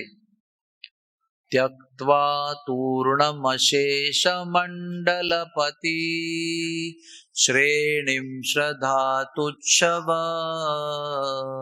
इतना बड़ा धन, इतना बड़ा पोजीशन, इतना अधिकार, इतनी पावर, इतनी विद्या होने पर भी उस सारे धन को तुच्छ समझकर त्याग दिया उन्होंने, और लंगोटी पहनकर ब्रज में घूमे, पेड़ के नीचे रहते हुए, हर 3 दिन के बाद पेड़ बदलते हुए, भिक्षा मांगकर खाने के लिए, इतना सब त्याग करके वहां पर वो तुच्छ बनकर रहे। क्यों? प्रेम का रस प्राप्त करने के लिए, प्रेम की भेंट प्राप्त करने के लिए, प्रेम का दान प्राप्त करने के लिए। उसी भाव से अगर हम उतने उच्च संत नहीं है, फिर भी उनके भाव को समझना चाहिए और उसको ग्रहण करना चाहिए। प्रभुपाद जी भी यहाँ पर भक्तों को लेकर आए हैं बरसाने में, और यही बताते थे वो कि राधा रानी का जो भाव है वो सबके लिए आदरणीय है। वो भगवान के सबसे सर्वोच्च भक्त हैं, वो सबसे करुणामयी है राधा रानी। कृष्ण के अंदर भी करुणा है, वो करुणा के सागर कहलाते हैं, लेकिन राधा रानी कृष्ण के करुणा का रूप है। और जब कृष्ण की करुणा कृष्ण से अलग होकर राधा रानी के रूप में प्रकट होती है तो उनकी करुणा हजारों करोड़ों गुना मल्टीप्लाई हो जाती है। इसलिए राधा रानी जब राधा रानी बनकर आती है तो कृष्ण से भी उनकी करुणा बहुत ज्यादा पावरफुल है।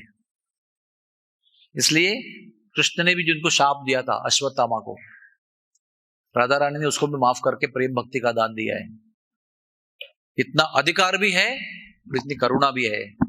इतना जघन्य अपराध करने के बाद भी अश्वत्थामा को राधा रानी ने माफ कर दिया है, और राधा रानी की कृपा से अश्वत्थामा आज भी बरसाने में निवास करते हैं। यहाँ पर एक गांव है, उसका नाम है पिपासा वन, पिसाया कहते हैं, पिसाया। वहां पर अश्वत्थामा ने रो रो के भजन किया है और राधा रानी ने उनको दर्शन दिया है। ऐसा स्थान यहाँ पास में है। और अभी भी जो शुद्ध भक्त हैं, संत लोग, उन्हें अश्वत्थामा जी दर्शन देते हैं। उसके आगे वहां पर एक ब्रजेश्वर महादेव का स्थान है, वहां पर हमारे वृषभानु महाराज ने तपस्या किया था। वो ब्रजेश्वर महादेव का जो विग्रह है वो भी वज्रनाभ ने बनाया था। उसके आगे कीर्ति कुंड है, जो कीर्तिदा देवी राधा रानी की माता जी का कुंड है। उसके बाद में भानुखर है, जो वृषभानु महाराज का कुंड है। उसके बाद एक बहुत सुंदर स्थान है पीली पोखर। हाँ, तो पीली पोखर जो है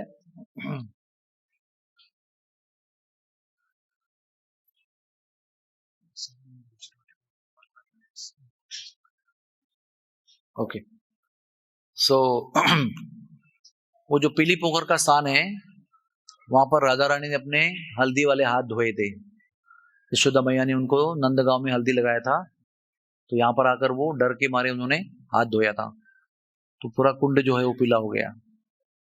उसमें कृष्ण भगवान आए और डूब गए, तो गोल्डन बनकर बाहर आए।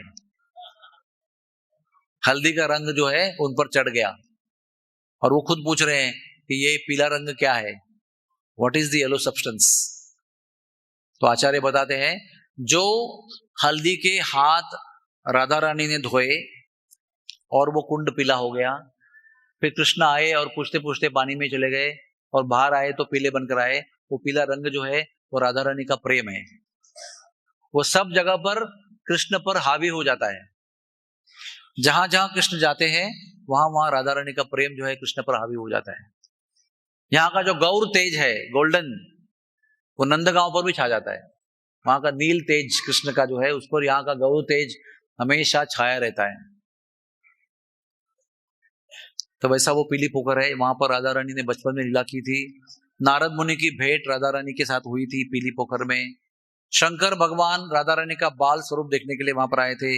आज भी वहां पर प्रियेश्वर महादेव के रूप में विराजमान रहते हैं पीली पोखर के कुंड पे। चैतन्य महाप्रभु के रूप में कृष्ण आने वाले हैं, इसका पहला गुप्त ऐलान, गुप्त घोषणा भगवान ने पीली पोखर पे की थी। क्योंकि दिन भर भगवान पागल जैसे घूमते रहे। वो दिन ये पूछते रहे कि ये पीला रंग क्या है, ये पीली वस्तु क्या है, what is the yellow substance, करते करते दिन भर घूमते रहे।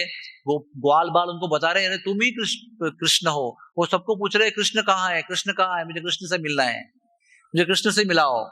तो ग्वाल बाल कह रहे तुम ही कृष्ण हो। तो बोले नहीं, मुझे कृष्ण से मिलाओ, क्योंकि वो राधा रानी का भाव उन्होंने ग्रहण किया था ना। तो राधा रानी के भाव में, वो रंग के रूप में राधा रानी का भाव ग्रहण किया था, तो वो कृष्ण के लिए तड़प रहे थे। सबको पूछ रहे हैं कृष्ण कहाँ है। तो ग्वाल बालों को बड़ी समस्या हो गई। आते वक्त तो ठीक थे, अभी तो कृष्ण कहाँ है पूछ रहे, तो मैया को क्या बताएंगे, क्या खिलाया तुमने इसको, क्या किया, अच्छा तो था जाते वक्त, अभी तो पीला बनकर आ रहा है, ऊपर से कुछ कुछ प्रश्न पूछ रहा है खुद के बारे में। शाम को ठीक हो गया वो, तो बहुत थक गया था, तो बोला घर चलो। तो सब ग्वाल वालों ने घर पे कुछ नहीं बताया। हर रोज उनको आदत है जो कुछ दिन में हुआ जाके घर बताने का, क्या क्या हुआ, उस दिन क्या हुआ वो किसी ने घर वो बताया नहीं, क्योंकि वो उस दिन बहुत विचित्र अवस्था में थे। ऐसी विचित्र अवस्था उनकी केवल बरसाने में होती है। वहां पर एक प्रेम सरोवर है, वहां पर राधा कृष्ण के दोनों के आंसू मिलकर एक कुंड बना हुआ है, बहुत सुंदर कुंड। वहीं पर राधा और कृष्ण की सबसे पहली मुलाकात हुई थी, और वहीं पर ललिता देवी ने कृष्ण को दूल्हा बनाकर लाया था राधा रानी को मिलाने के लिए। एक गुप्त कुंज में उनका मुलाकात हुई थी, प्रेम सरोवर में। वो उसका नाम है प्रेम वन, और प्रेम वन के अंदर प्रेम सरोवर है। उसके आगे जाएंगे तो प्रेम विवल कुंड है, वहां पर भी राधा कृष्ण के आंखों से निकले हुए अश्रु से कुंड बना हुआ है। ऐसा ये अद्भुत स्थान है, समझना बहुत मुश्किल है, बहुत मुश्किल है। जब संत की कृपा होती है तो ये हम समझ सकते हैं ये प्रेम का रहस्य क्या है। अपने आप में 64 राउंड्स, 128 राउंड्स और तपस्या और एक केला खा के 1 महीना भर रहना, रात को जमीन पे सोना, ठंडा पानी स्नान करना, ऐसा तप करने से ये प्रेम का रहस्य नहीं पता चलता है। जिसने प्रेम प्राप्त किया है, ऐसा जो भक्त है भगवान का, उसकी कृपा होने से ही ये सब प्रेम का रहस्य पता चलता है। तो अभी मुझे बताया गया कि आप लोगों को यहाँ पर ब्रज की रोटी दी जाएगी आज।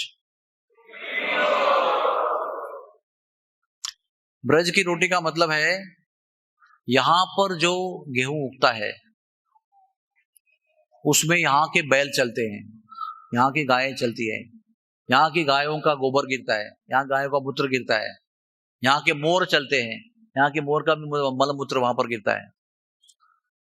तो गुरु महाराज ने स्वयं एक बार मुझे बताया था कि यहाँ की रोटी जो है वो कितनी महत्वपूर्ण है, और ले लो और ले लो करके मुझे दे रहे थे। बोल रहे थे आप पेट भर गया बोल रहे हो, पता है ये रोटी किस चीज की है, ये रोटी उस गेहूं से बनी है जिस खेत में गाय ने, बैल ने, मोर ने, सबने अपना टट्टी पेशाब किया है, ब्रज की वर्षा उस पर हुई है, प्रेम से इसका प्लाउइंग किया गया है, फिर ब्रजवासियों के हाथों से उसको क्या कहते हैं, उसको थापा गया है, और ब्रज की गोबर के कंडे के चूल्हे में उसको भुना गया है। उसको हाथ की रोटी कहते हैं। मतलब जब भी कोई स्पेशल आता है ना मेहमान, तो वो हाथ की रोटी बनाते हैं। मतलब गोली जो है ना वो हाथ से बनाते हैं, वो हाथ से उसको ऐसा ऐसा करके, ऐसा ऐसा करके बड़ा बनाते हैं, और वैसे उसको सेकते हैं। आधा सेकने के बाद उठा के ऐसे चूल्हे में डालते हैं, तो चूल्हे में ऐसा फूल जाता है, खड़े खड़े ऐसा कंडा और लकड़ी के बीच में खड़ा करते हैं उसको, फिर ऐसा हमारे सामने खुल जाता है। वो निकालते हैं, उसमें मक्खन का एक गोला डालते हैं, गोला, और दे देते हैं, और बाकी समय पर बेलन पे बेलते हैं। तो हाथ की रोटी का महत्व ये है, जब आप मेहमान हो और आप पर बहुत उनका प्रेम है तो वो हाथ की रोटी खिलाते हैं। तो ये ब्रज की रोटी जो है, ये ब्रज की विशेषता है, बहुत मोटी होती है, हम लोगों को हजम भी नहीं होगी शायद, एक ही रोटी काफी हो जाती है, और कुछ चाहिए ही नहीं। लेकिन जो वास्तव में ब्रज की रोटी बनती है वो अभी बाजरे की बनेगी सर्दी के मौसम में, और वो बिस्किट की तरह होती है। वो बाजरे की रोटी खाते ना हम लोग, एक रोटी में हम पैक हो जाते हैं, मक्खन और बाजरे की रोटी। और ब्रजवासी कहते हैं ये बाजरे की रोटी नहीं, ये सीमेंट की रोटी है, दोपहर में खाएंगे तो शाम अगले दिन तक फिट मामला। तो महाराज जी के हमारे मित्र हैं, थे अभी नहीं है वो, ब्रजभूषण गोस्वामी नंदगांव के, उनके पास महाराज जी हमें कई बार लेके गए हैं, और उनके घर में आप कभी भी जाओगे तो 10 मिनट के अंदर रोटी बन के आपको हाथ में देंगे, ऐसे हाथ में मक्खन का गोला देंगे और एक एक को देंगे। तो हम लोग 20-22 लोग एक बार गए थे, तो एक रोटी आती थी, वो 4 भाग करके महाराज हमको 4 लोग को देते थे। वो 2 मिनट में खत्म होती थी, और एक आती थी, फिर 4 भाग करके 4 लोगों को देते थे। ऐसे 2 घंटे तक लीला चलती रही। और एक 1/4 करके कितनी रोटी खाई पता नहीं। हर एक रोटी बिस्किट की तरह थी, एकदम कुरकुरीत, मक्खन के साथ। तो ये जो जगह है ना जहां पर बैठे हम लोग, मेरी योग्यता नहीं यहाँ बैठने की। ये पीछे जो आसन है ना, वो रमेश बाबा जी महाराज का आसन है। रोज शाम को यहाँ बैठकर वो भजन करते हैं, उसको उपासना कहते हैं। और यहाँ आप लोग जहाँ बैठे हुए ना, यहाँ पर सैकड़ों लड़कियां जो है वो रास नृत्य करती हैं, सज धज के आती हैं, और उनका रास नृत्य होता है शाम को। बहुत अद्भुत दृश्य होता है। और यही वो बाबा जी महाराज हैं, रमेश बाबा जी महाराज। मेरा भाग्य था कि जब मैं आया सुबह, तो मेरे सामने वो गाड़ी से वृंदावन चले गए, दर्शन हुआ मुझे उनका। लेकिन वो जल्दी में थे, उनकी यात्रा चल रही है, अभी वृंदावन में है। आज उनकी दाऊ जी में यात्रा है, दाऊ जी में यात्रा में चले गए वो। यही वो रमेश बाबा जी महाराज है जिनका नाम अनोखा सफर किताब में है, जर्नी होम। कितने लोगों ने पढ़ी है वो जर्नी होम? जो किताब है ना, उसके अंदर महाराज ने 6 महीने बरसाने में निवास किया था, मान मंदिर पे। यही वो मान बिंद थे, जहां पर उस समय केवल 4 ही लोग थे, रमेश बाबा, राधानाथ स्वामी, सखी शरण बाबा और प्रकाश सिंह। प्रकाश सिंह का अभी अभी 90 साल की उम्र में देहांत हो गया, पिछले महीने में। सखी शरण बाबा 5-6 साल पहले चले गए। रमेश बाबा जी अभी भी है, उनकी उम्र 85 साल हो गई है। और 1952 में उन्होंने यहाँ पर प्रवेश किया था, तब उनकी उम्र केवल 18 साल की होगी। तब से लेकर आज तक एक ही जगह बैठकर मान मंदिर भजन कर रहे हैं। और इनकी कृपा से मान मंदिर पहले डकैतों का अड्डा था, तो डकैत लोग चले गए और भक्त लोग वहां पर आके रहने लगे, साधु लोग। और इतना बड़ा सुंदर यहाँ पर भजन किया उन्होंने, तपस्या की है, भजन किया है, साधना की है, और भक्ति का एक नया ऊंचाई यहाँ पर स्थापित की है। तो हमारे लिए स्थान बहुत इंपॉर्टेंट है, क्योंकि हमारे गुरु महाराज 1971 में यहाँ पर आए थे, भगवान को ढूंढते ढूंढते आए थे।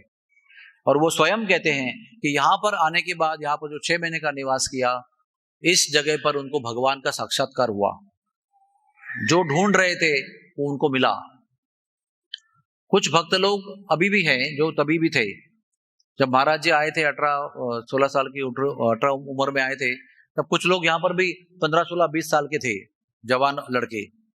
वो स्वयं आज 75-80 साल के हो गए, और वो अभी भी है। और वो कहते हैं कि जब महाराज जी यहाँ पर आए थे तो वो जवान बच्चा थे, जटाधारी थे, लंबी। तो उनकी नजरों में कुछ ऐसा खोज थी, खोज। What is the meaning of that? There was some searching feeling in the eyes.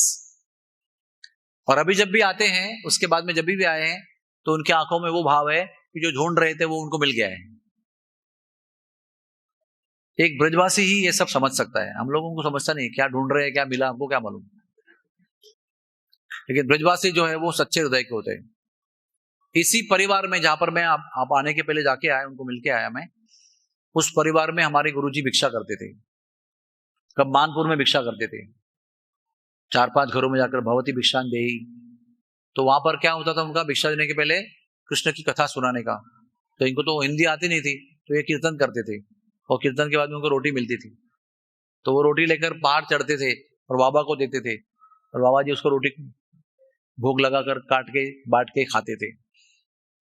फिर पहाड़ पर 2 बकेट पानी लेकर नीचे से ऊपर लेके जाते थे बाबा की सेवा के लिए, और छत पर सोते थे, ठंडी में, गर्मी में। वैसे बहुत कठिन समय था। एक बार तो उनको बहुत दस्त लगे थे, तो नाक भी सामने उनका खड़ा हो गया था आके। वो किताब जरूर पढ़ना आप लोग। क्या बोलते हैं उसको मलयालम, क्या तेलुगु में क्या कहते हैं? हाँ, तो आप लोग वो सुनो क्या बोल रहे हैं वो। मेरे लिए तो काले अक्षर भैंस बराबर। लेकिन हिंदी में उसको अनोखा सफर कहते हैं, इंग्लिश में कहते हैं journey home. World best seller किताब है वो, ऐसा उसमें स्टोरीज है। तो लास्ट में महाराज खोजते खोजते खोजते भगवान को इधर आए थे, और 6 महीने यहाँ पर जब रहे, तब उनके सारे प्रश्नों का उत्तर मिला। उसके बाद में प्रभुपाद को मिले वृंदावन में, उसके बाद में अमेरिका में गए और दीक्षा लिया, और वहीं 15 साल रहे, और 71 में गए वापस, हम लोगों को लेकर 86 में वापस आए। ऐसा ये अद्भुत स्थान है हमारे लिए, बहुत ज्यादा पूजनीय है, बहुत ज्यादा वंदनीय है। और इनके संग में रहे रमेश बाबा जी महाराज के, और भक्ति के बड़े बड़े रहस्य यहाँ पर उनको समझ में आया। एक बात बताना चाहता हूं आपको मैं, कि संत का लक्षण क्या होता है। ये जब यहाँ पर आए थे ना रमेश बाबा जी महाराज, तो जवान बच्चे थे, घर से भाग के आए थे माँ बाप को छोड़कर। तो जाकर बस गए मानगढ़ पे, जंगल पूरा शेर वेर रहा करते थे उधर। तो डकैत लोग ना वहां पर अपना लुटा हुआ सामान लेकर रखते थे और वही रहते थे, और किसी को आने देते नहीं थे ऊपर। तो जब ये आके बैठ गए अपने भजन कर राधे राधे पुकारने लगे, तो उनको लगा ये तो बड़ी आफत आ गई। ले बाबा भगो यहाँ से, यहाँ पर बैठना नहीं आपको, चले जाओ कहीं भी जाके भजन करो। तो ये भी कुछ बोल नहीं रहे, आराम से बैठे हुए। तो बोले बाबा ऐसा नहीं मानेगा, उसको बंदूक दिखानी पड़ेगी। तो तलवार बंदूक लेके आए, तो सीने पे तान दिया ऐसे, हे बाबा जाते हो कि गोली चला दूं, मार डालेंगे आपको। तो बाबा कुछ नहीं बोल रहे, सुनने रहे हो क्या, मार डालेंगे आपको। ऐसा बंदूक तान कर छाती में बोल रहे, ऐसा नहीं कि बंदूक जेब में रखी है, छाती पे रखी हुई है, कभी भी कट्टा ओढ़ सकते हैं। फिर भी शांत बैठे हुए, कुछ बोलता क्यों नहीं है। तो बोलते हैं अरे मरने के लिए तो आए हैं। आपको समझ में आया? सबसे बड़ा डर किसका होता है, कि मार देंगे मुझे। तो वो कोशिश कर रहे हैं मृत्यु का डर देने का उसको, लेकिन वो क्या बोल रहे हैं, अरे मरने के लिए तो आए हैं। तो साधु जो है ना वो मृत्यु को डरता नहीं कभी। बोले मरना है तो राधा रानी की इच्छा से मरेंगे, तुम कौन होते मारने वाले। तो एक दिन ऐसा हुआ कि सब डाकू लोग चले गए, वो महाराज जी वहीं बस गए। साधु निर्भय होता है, तो निर्भय क्यों होता है, क्योंकि साधु राधा और कृष्ण के चरणों में आश्रय लेता है।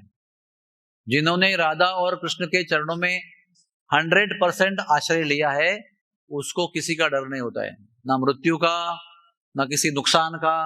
हाँ, कोई धन राशि का नुकसान है, कोई और किसी का नुकसान है, आरोग्य का नुकसान है, सम्मान का नुकसान है, शरीर के अंग का नुकसान है, किसी भी नुकसान से साधु डरता नहीं है।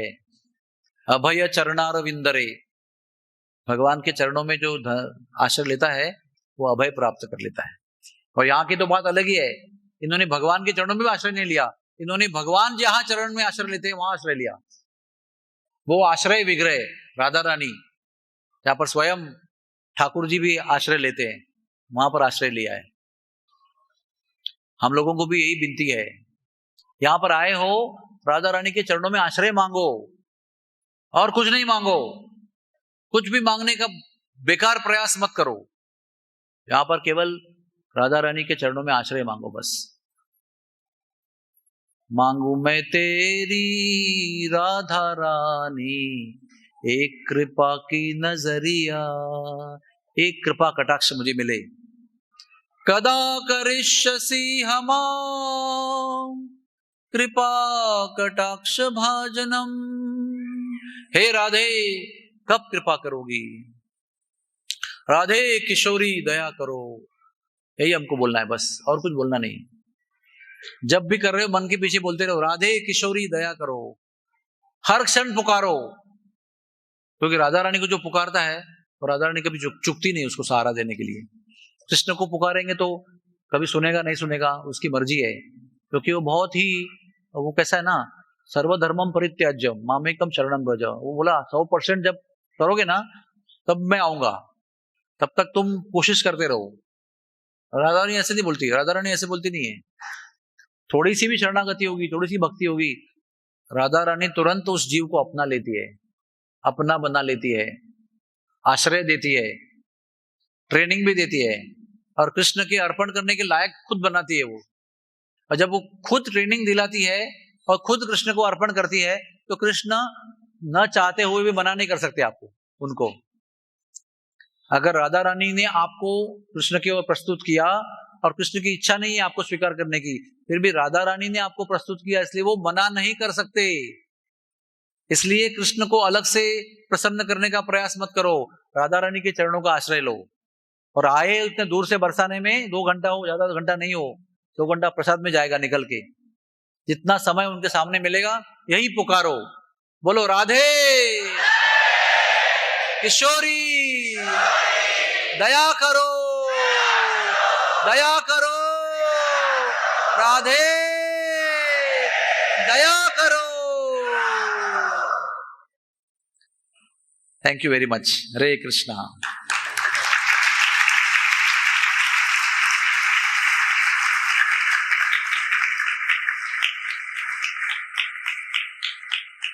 अभी और एक आपको सोचना है, इंपॉर्टेंट सोचना है, क्योंकि प्रसाद में देरी हो गई, यहाँ में आने में देरी हो गई, तो आपको वापस प्रसाद को जाना है बाद लेने के लिए, तो समय बहुत कम है। तो वो कल मैंने बोला था ना आपको, हल्या हल्या थिर थिर, मालूम है आपको? वो ग्वाल बाल डंडा लेके गैयाओं के पीछे भागते हैं, क्योंकि वो फास्ट चलते ही नहीं है, तो उनको पीछे से हल्या हल्या थिर थिर जी ही करके कृष्ण भगवान पुकारते थे। तो वैसे आपको जरूरत नहीं पड़नी चाहिए, आपको ही अंदर से उतना उत्साह होना चाहिए, बहुत कम समय है, बहुत जल्द मुझे मंदिर में पहुंचना है।